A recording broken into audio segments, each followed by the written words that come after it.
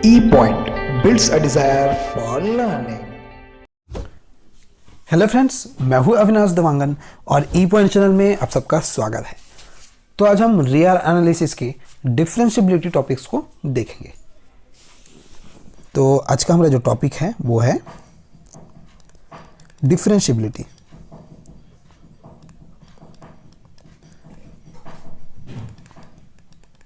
ठीक है, डिफरेंशिएबिलिटी ये हमारा आज का टॉपिक है। इससे पहले भी हमने बहुत सारे वीडियोस निकाली हैं जिसमें कि हमने सेट थ्योरी पूरा क्लियर की है, सीक्वेंस सीरीज ये भी हमारा हो चुका है, इसमें से limit, continuity, real number system, ये सारी चीज़ें हमने करा चुके हैं। तो वो सारी चीज़ें जो है हमारे चैनल के प्लेलिस्ट में जाकर आप दे सकते हैं। ठीक है, प्लेलिस्ट में अब जाके देख सकते हैं। ठीक है, उसमें सारे हमने ग्रुप्स बना दिए हैं वीडियोस के, वहाँ हमारे वीडियोस को देख सकते हैं। ठीक है, तो हम इसके आगे के टॉपिक्स को हम यहाँ पर देख रहे हैं। तो कंटिन्यूटी हमने कंप्लीट कर लिया था, तो आज हम देख रहे हैं डिफरेंशिएबिलिटी ऑफ अ फंक्शन, ये हम स्टार्ट कर रहे हैं। ठीक है, तो अब एक्चुअल में होता क्या है डिफरेंशिएबिलिटी, इसमें कोई भी फंक्शन जो है, ठीक है, कोई फंक्शन है वो किसी पॉइंट पे अगर डेरिवेटिव रखता है, क्या रखता हो, किसी भी पॉइंट पे डेरिवेटिव, ठीक है, रखता हो किसी भी पॉइंट पे, तो उसे हम क्या कहेंगे, डिफरेंशिएबल फंक्शन कहेंगे। ठीक है, function is differentiable at a point if it has a derivative there.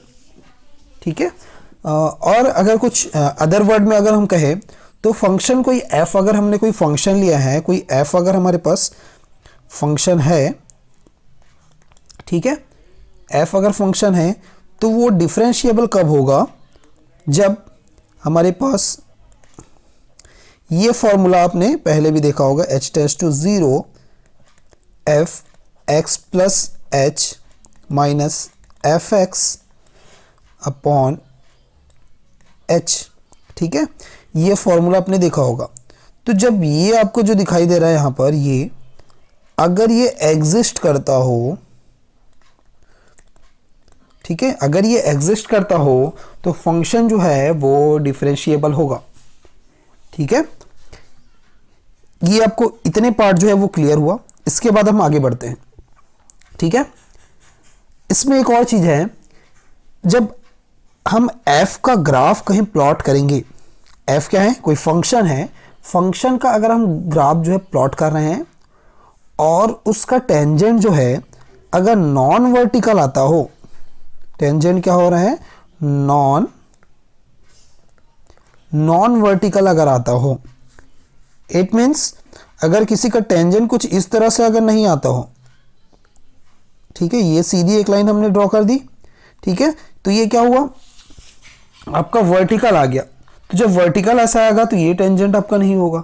ठीक है, नॉन वर्टिकल होगा, यानी कि कोई भी, जैसे कि हम यहाँ पर, जैसे मैं यहाँ पर कुछ ग्राफ जैसे मैं ड्रॉ कर रहा हूँ इस तरह से कुछ ऐसा, और यहाँ से कुछ मैंने ड्रॉ किया, तो यहाँ से किसी पॉइंट पे, ठीक है, क्योंकि शार्प एज नहीं है यहाँ पर, ठीक है, कर्व बन रहा है, तो यहाँ पर कोई भी हम इस तरह से यहाँ पर टेंजेंट जो है वो ड्रॉ कर सकते हैं।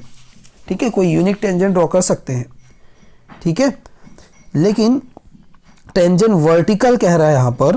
ठीक है, टेंजेंट जो है वर्टिकल, नॉन वर्टिकल होना चाहिए। ठीक है, यानी कि वर्टिकल नहीं होना चाहिए। ठीक है, eight any point of x comma F x पे, इस तरह से ये पॉइंट क्या होगा, सपोज ये आपका पॉइंट है, तो इस पॉइंट पे क्या होगा, ये आपका पॉइंट होगा x comma F x point होगा।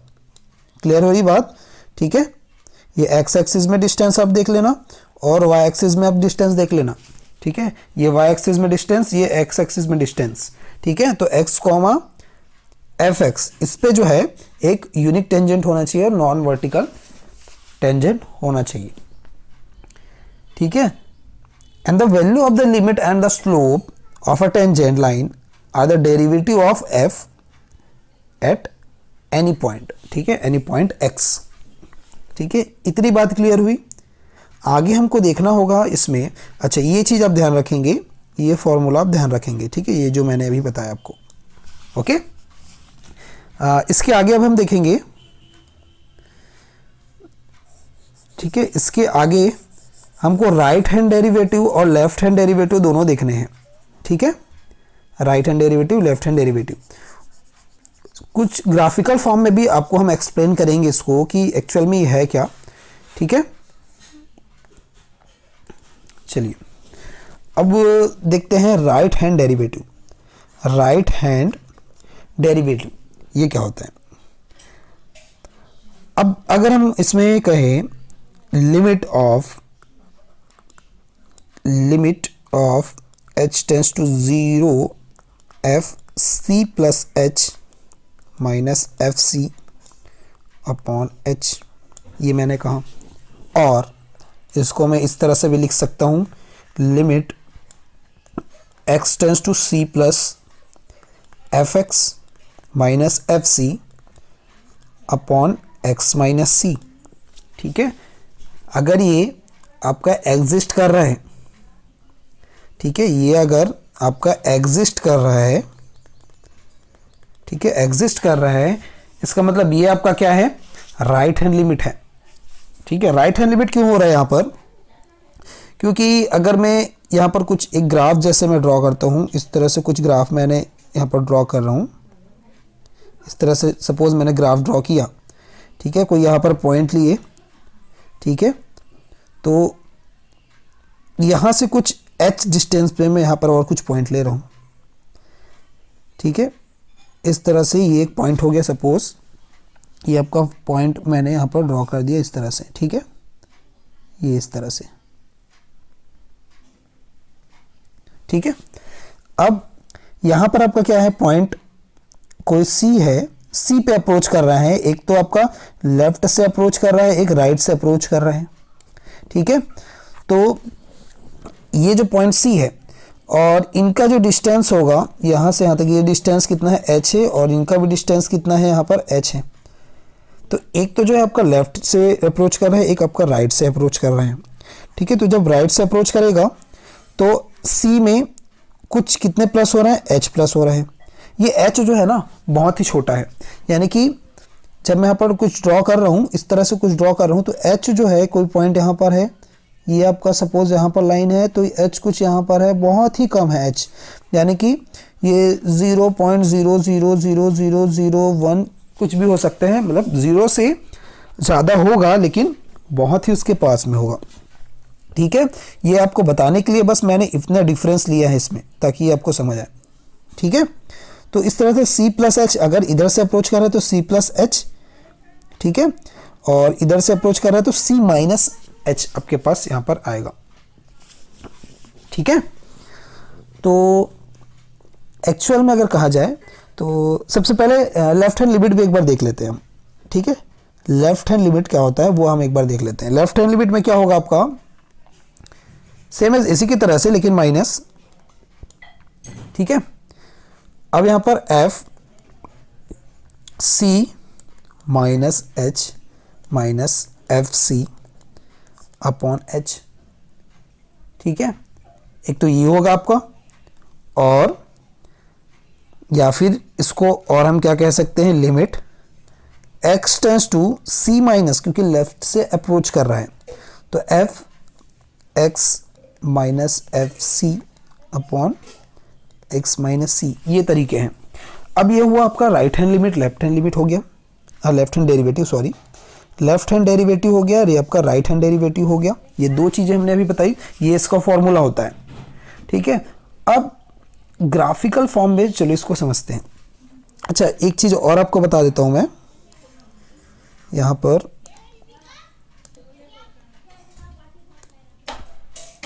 ठीक है,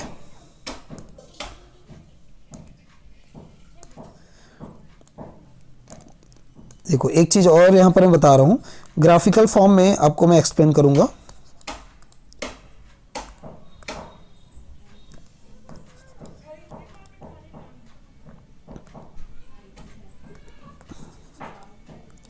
ये थोड़ा सा प्रॉब्लम आ रही कुछ इसमें, तो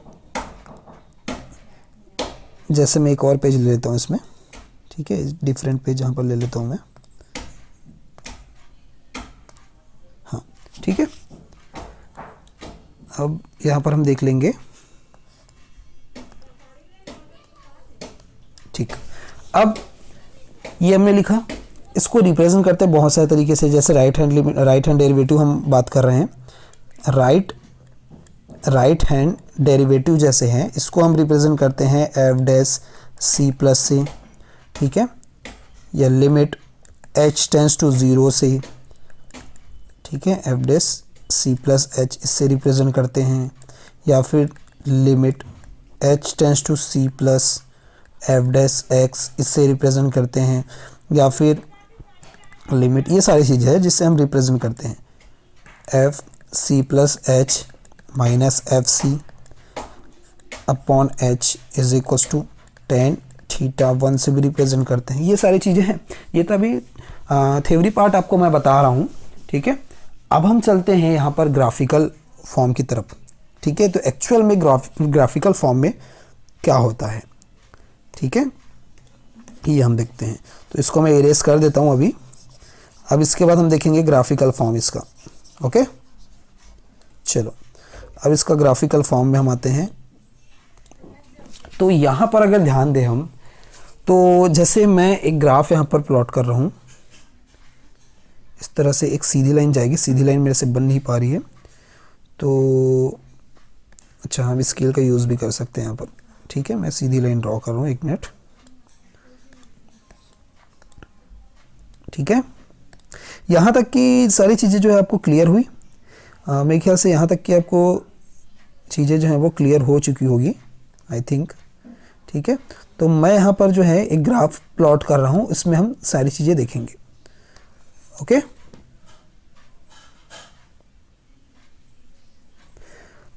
तो इसमें ये हो गया हमारे पास, ठीक है। अब देखिए, इसमें मैं एक ग्राफ यहाँ पर प्लॉट कर रहा हूँ कुछ इस तरह से, ठीक है। अब ये क्या है, ग्राफ आपको कंटिन्यूस नज़र आ रही होगी, ठीक है। अब मैंने क्या किया, इसमें कोई पॉइंट ले लिया, यहाँ पर, यहाँ मैंने एक पॉइंट ले लिया, ठीक है, यहाँ भी मैंने एक पॉइंट ले लिया, और इसके ऊपर यहाँ पर भी मैंने एक पॉइंट ले लिया, ठीक है। अब मैं क्या बताना चाह रहा हूँ, यहाँ पर आप ध्यान से देखेंगे, ये एक लाइन है, यहाँ पर मैं ड्रॉ कर लेता हूँ इस तरह से, वाई एक्सिस में डिस्टेंस में यहाँ पर ड्रॉ कर रहा हूँ, यहाँ पर से भी डिस्टेंस हो जाएगा वाई एक्सिस में, कुछ इस तरह से सीधी लाइन आएगी, थोड़ी सी लाइन टेढ़ी होगी यहाँ पर। यहाँ से मैं एक ट्रायंगल ड्रॉ कर रहा हूँ, देखिए यहाँ से एक मैं ट्रायंगल ड्रॉ कर रहा हूँ, यहाँ से भी एक मैं ट्रायंगल ड्रॉ कर रहा हूँ, ठीक है। तो यहाँ पर जो एंगल है वो आपका है θ1 एंगल, और यहाँ पर जो एंगल बन रहा है वो आपका एंगल है θ2 एंगल, ठीक है। ये 2 एंगल आपके पास हो गए। ये आपका क्या होगा, ये टोटल यहाँ से यहाँ तक डिस्टेंस जो है वो आपका h होगा, इधर ये भी डिस्टेंस जो है वो आपका क्या होगा, h होगा। ये आपका होगा f c माइनस एच, क्यों, क्योंकि ये पॉइंट हम c रख रहे हैं, ठीक है। इस पॉइंट को हम c रख रहे हैं, इस पॉइंट को हम c माइनस एच रख रहे हैं, ये पॉइंट को हम रख रहे हैं c प्लस एच, इसलिए मैंने ऐसा लिखा है, ठीक है। ये वाला पार्ट आपका होगा, ये डिस्टेंस जो होगा वो एफ सी होगा, क्योंकि ये वाई एक्सिस में है, फंक्शन को डिनोट कर रहे हैं, और ये वाला पार्ट जो आपका एफ सी प्लस एच होगा, ठीक है। ये सारी चीज़ें आपको क्लियर हो गई यहाँ तक। अब उसके बाद हम बात करेंगे इसके आगे। देखो यहाँ पर θ1 है, तो ये किसको रिप्रेजेंट कर रहा है, ठीक है।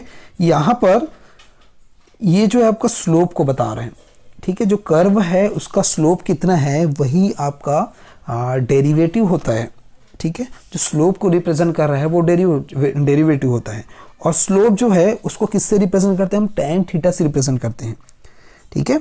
tan थीटा से स्लोप को रिप्रेजेंट किया जाता है। तो कैसे होगा यहाँ पर, जैसे कि मैंने यहाँ पर रखा θ1, तो tan θ1 इज इक्वल्स टू, ये आपका हो गया, tan का फॉर्मूला क्या होता है यहाँ पर, परपेंडिकुलर अपॉन बेस, ये आपका होता है, यानी से किससे रिलेटेड है यहाँ पर, ये आपका बेस हो गया, ये आपका परपेंडिकुलर हो गया, ठीक है। तो ये आपका थीटा हो गया। तो यानी कि इस पे डिपेंड कर रहा है कि सपोज इसकी वैल्यू आपके पास है 7, इसकी वैल्यू है आपके पास है 1, तो टेन थीटा की वैल्यू आपके पास ये आ गई। Suppose tan theta 1 is equal to, मैं लिख रहा हूँ इसकी वैल्यू 1 है, इसकी वैल्यू 7 है, तो इसकी वैल्यू कम हो गई, ठीक है।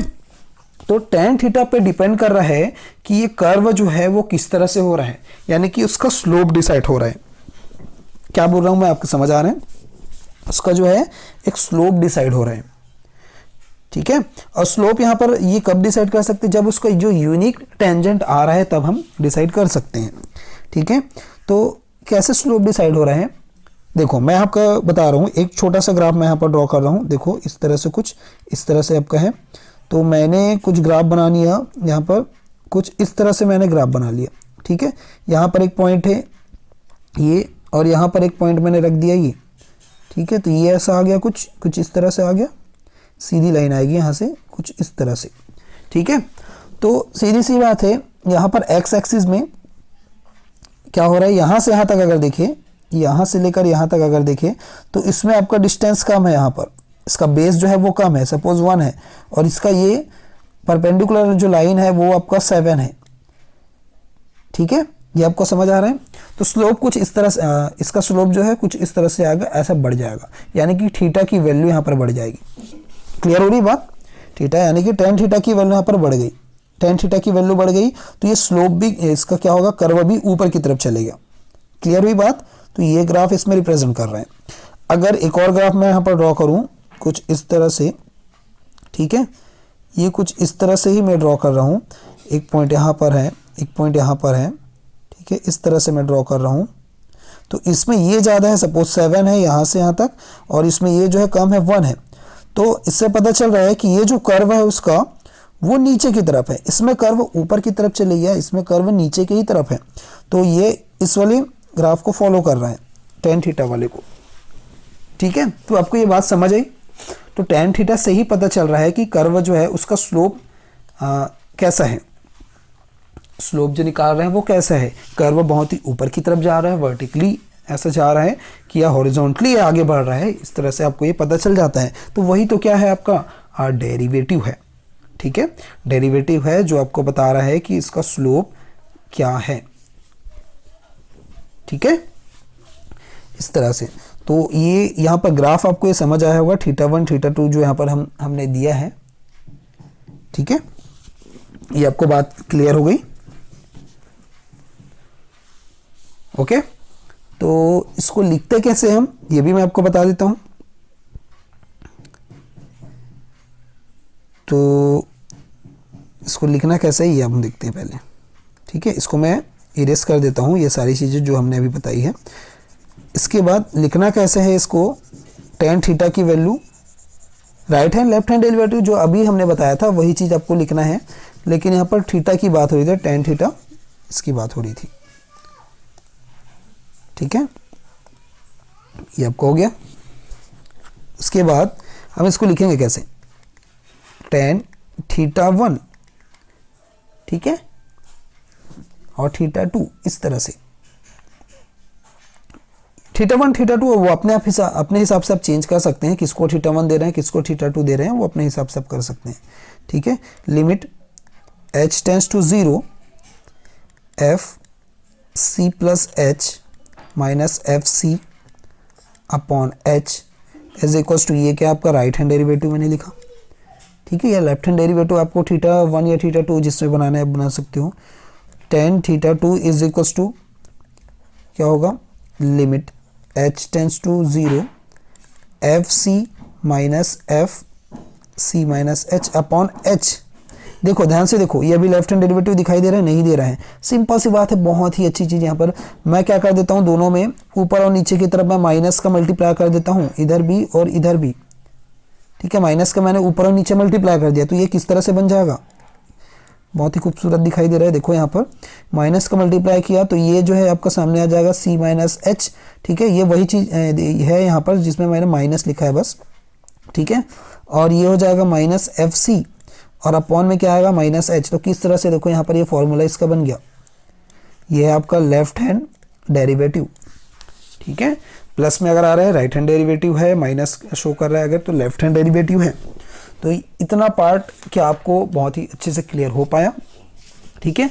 अब ये left hand derivative right hand derivative आपने देख लिया, लेकिन डिफरेंशिएबिलिटी एक्चुअल में है क्या? कब कहेंगे कि कोई फंक्शन जो है किसी पॉइंट पे डिफरेंशिएबल है, ऐसा हम कब कहेंगे?